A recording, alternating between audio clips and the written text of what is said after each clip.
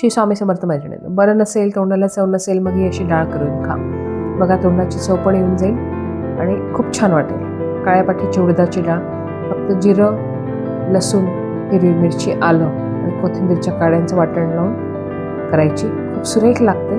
Protein content पण भरपूर असतं आणि हिवाळ्याच्या दिवसामध्ये हे सूपसारखं पण आपण पिऊ शकतो, पातळ जर करून प्यायचं झालं तर. कुकरमध्ये ही हरभऱ्याची थोडीशी डाळ, 1 चमचाभर, आणि तुम्हाला जेवढी उडदाची डाळ करायची असेल तेवढी उडदाची डाळ घेऊन एक 4-5 शिट्ट्या म्हणजे मऊ होईस्तोपर्यंत कुकरमध्ये शिजवून घ्यायची. या पद्धतीने बघा, पाण्याला उकळी आणायची. त्याच्यामध्ये 1 वाटी जर हरभऱ्याची डाळ घेतली तर त्याच्यामध्ये 1 पोहे खायचे 2 चमचे हरभऱ्याची डाळ घ्यायची आणि 1 वाटीभर उडदाची डाळ घ्यायची. या पद्धतीने थोडंसं मीठ घालायचं आणि 5 ते 6 शिट्ट्या छोट्या गॅसवर ठेवून करून घ्यायच्या, की जेणेकरून ती डाळ मऊ शिजेल. कारण ती जर मऊ नाही शिजली तर त्याचं जे ग्रेव्ही आहे ती छान होत नाही. म्हणून ही डाळ मऊ शिजणं खूप गरजेचं असतं. आणि ह्याला फोडणी करताना तेल थोडंसं बरं घालायचं. त्याच्यामध्ये फक्त हिंग घालायचं, तेल छान कडकडलं की. आणि मग हिंग घातल्यावर जे आपण हिरव्या मिरची, आलं, लसूण, जिरं आणि कोथिंबीरच्या काड्यांचं वाटण केलं ते छान त्याचा कच्चापणा जाईस्तोपर्यंत परतवून घ्यायचं एकसारखं,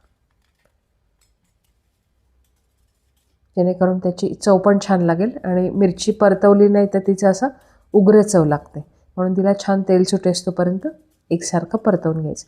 आणि मिरच्या शक्यतो कमी तिखटच घ्यायच्या, कारण त्या आपण दळून घालतो. आणि तिखट असल्या तर त्याचे तुम्ही तुकडे करून घाला. त्याच्यामध्ये थोडीशी हळद घालायची, कारण हळद जे आहे ते डाळीचं प्रोटीन कंटेंट प्रिझर्व करते आणि चव पण छान लागते. आणि ती तेलातच घालायची.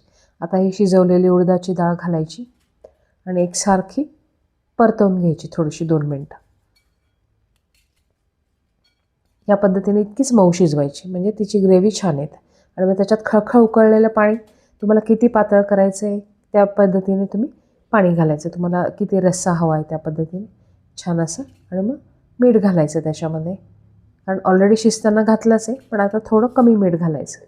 कोथिंबीर घालायची आणि थोडीशी उकळी आली की मग छोट्या गॅसवर शिफ्ट करायची तिला. आणि कमी गॅसवर एकसारखं 15 ते 20 मिनटं उकळवू द्यायची. कारण ह्या डाळीची चव जी आहे ती उकळण्यामुळेच असते. तर छोट्या गॅसवर ठेवायचं म्हणजे ती मंद आचेवर एकसारखी छान उकळते. आणि त्याच्यावर झाकण घालून द्यायचं.